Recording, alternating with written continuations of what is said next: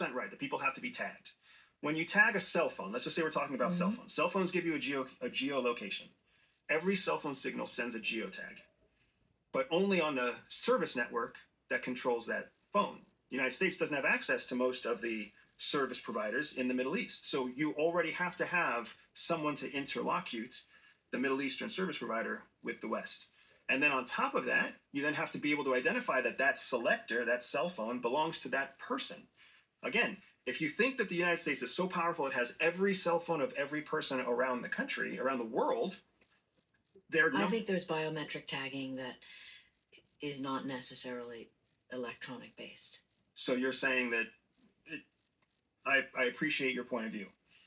The point is that Iran, according to every prioritized list that we have, is on the low end of our priorities. Russia's above them, China's above them, the cartels across Mexico are above them.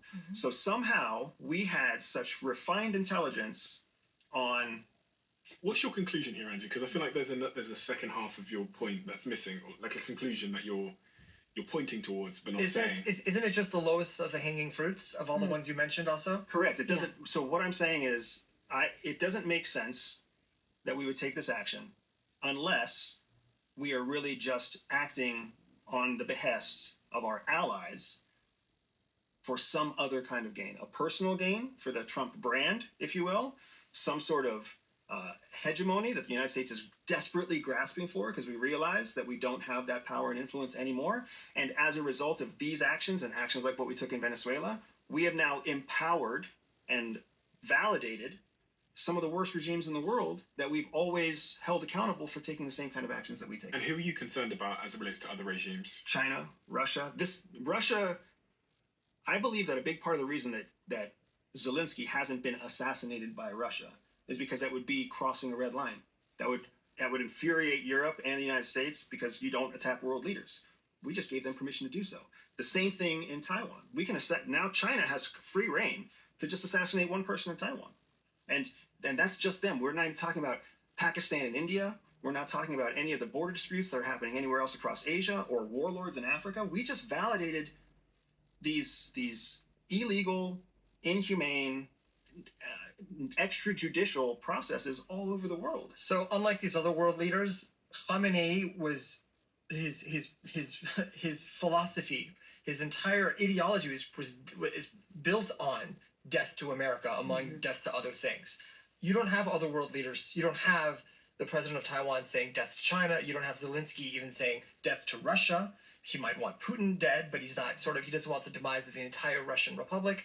I think this is where Khamenei stands apart, where it is a movement which became a system of government predicated on the demise and the destruction of the United States. What's interesting? How do you counter that? Yeah. What's interesting with the term stands apart is I was imagining therefore a spectrum, and the minute it becomes a spectrum, it becomes somewhat subjective.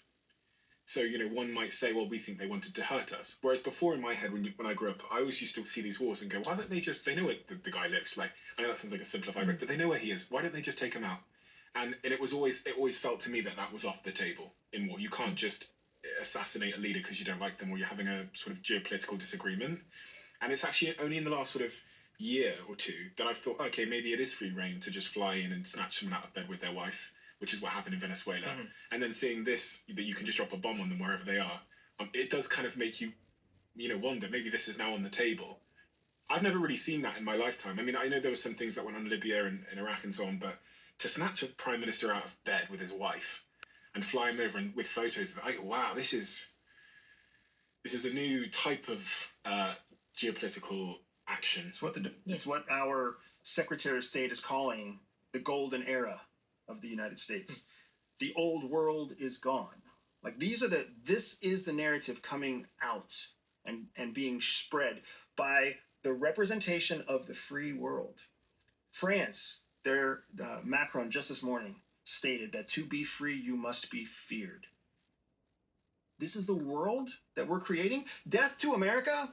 Guess how much I care about that? Guess how much I care that a poor, broke-ass, far-away, fucking piddly-dink country says death to America. Guess how afraid I am of that? Zero.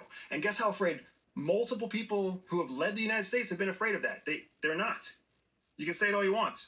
Doesn't matter. And when you do carry out an attack Right. against the USS Cole, for every one attack that's successful, 25 of them are thwarted.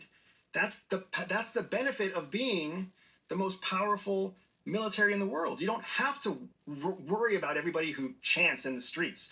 How many people disown their kids because they say, I hate you when they're teenagers? You don't care. You're like, give it time. They'll grow up. They'll be fine. They've got to go through their shit before they realize what it's like to be grown-ups. That's what we say about our children. The other You argument. can say the same thing about a country that just came to power in 1979. They're less than 100 years old.